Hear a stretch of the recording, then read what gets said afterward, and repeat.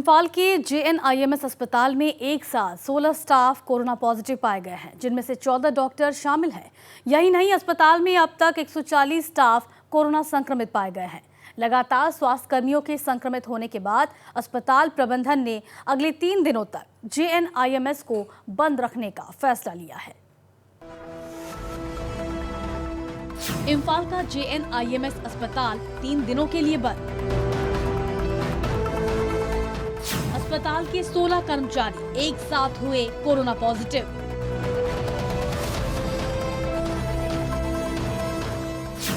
अब तक 140 कर्मी हो चुके हैं संक्रमित। मणिपुर में कोरोना संक्रमण का बढ़ता ग्राफ नीचे उतरने का नाम नहीं ले रहा। राज्य में पिछले कुछ हफ्तों से रोज 300 से अधिक संक्रमण के मामले सामने आ रहे हैं। इस बीच इम्फाल स्थित Jawaharlal Nehru institute of medical science यानी कि JNIMS के 16 कर्मचारी एक साथ कोविड पॉजिटिव पाए गए, जिनमें 14 डॉक्टर और 2 लैब टेक्नीशियन शामिल हैं। इससे पहले 20 डॉक्टर और 30 नर्स भी कोरोना की चपेट में आ चुके हैं। अब तक अस्पताल के करीब 140 कर्मी कोरोना पॉजिटिव हो चुके हैं। लगातार डॉक्टरों व स्वास्थ्य कर्मियों के संक्रमित होने के मामले सामने आने के बाद अस्पताल प्रबंधन ने अगले 3 दिनों तक JNIMS को बंद करने का फैसला लिया है। JNIMS सुपरिटेंडेंट T राजेन ने इसकी जानकारी दी। An emergency meeting of ISODs and the JNIMS COVID Management Committee taken decision to close all OPD, emergency services, all new admissions in JNIMS hospital for a period of 3 days. That is from say 22nd 10:28 a.m. to 25:10 28 a.m.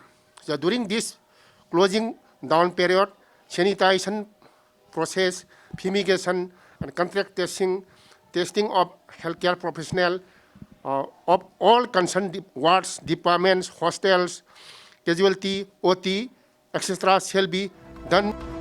इन 3 दिनों में अस्पताल के हर एक ward को sanitise किया जाएगा। साथ ही संक्रमितों के कांटेक्ट में आए लोगों की ट्रेसिंग की जाएगी।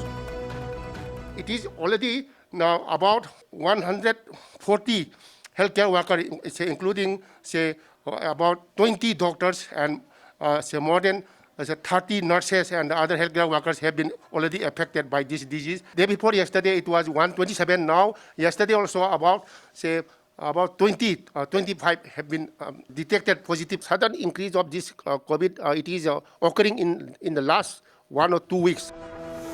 आपको बता दें, JNIMS मणिपुर के प्रमुख अस्पतालों में से एक है, जहां कोविड मरीजों का इलाज हो रहा है। फिलहाल यहां 157 कोविड मरीजों का इलाज चल रहा है।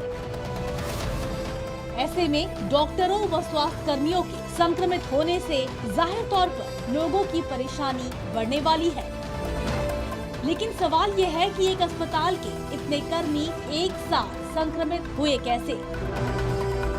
क्या डॉक्टरों व स्वास्थ्य कर्मियों को मुहैया की जाने वाली PPE किट की गुणवत्ता सही नहीं थी?